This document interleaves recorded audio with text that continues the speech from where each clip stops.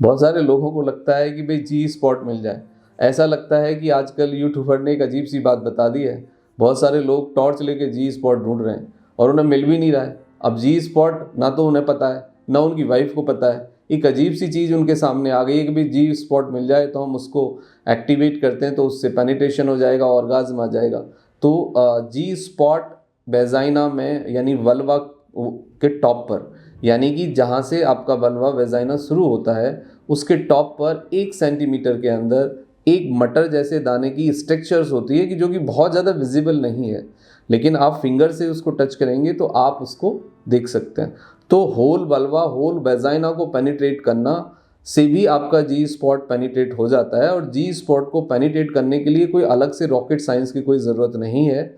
आप four play अच्छे से करें तो फोर प्ले के साथ जब आप फिंगरिंग, टचिंग, किसिंग, लिकिंग करते हैं तो उस दौरान आपका जी स्पॉट नेचुरली एक्टिवेट हो जाता है। और जी स्पॉट को नेचुरली एक्टिवेट करने के लिए एक फीमेल का कनेक्टिव होना, एक फीमेल का ऑर्गाज्म में कनेक्टिव होना, इन्वॉल्वमेंट होना बहुत ज़रूरी है। यदि फीमेल का इन्वॉल्वमेंट नहीं आ रहा है तो आप जी स्पॉट को ना ही तो एक्टिवेट कर सकते हैं और जी स्पॉट को एक्टिवेट करके फिर कुछ फ़ायदा भी नहीं होगा।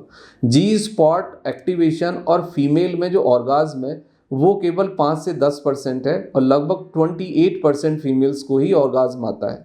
72% फीमेल्स को ऑर्गाज्म नहीं होगा, पेनिट्रेशन होगा, मतलब सिक्रीशन होगा और अच्छी फीलिंग आएगी, लेकिन ऑर्गाज्म सभी फीमेल को हो ऐसा ज़रूरी नहीं है। उसके कुछ साइंटिफिक क्लिनिकल रीज़न होते हैं और ऑर्गाज्म ना होना भी एक फीमेल के अंदर बहुत नॉर्मल सी प्रक्रिया है। तो आप उसको लेके इतने परेशान ना हो।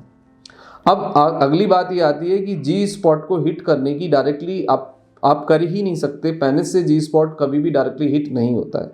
वो पेनिट्रेशन दूसरे तरीके पेनिट्रेशन से होता है और जी स्पॉट को एक्टिवेट करना ही सेक्स नहीं है। सेक्स की दूसरी भी अपनी चीज़ें हैं, आप उन पे फोकस करिए तो आप जी स्पॉट को भी एक्टिवेट कर पाएंगे और सेक्स को भी एंजॉय कर पाएंगे।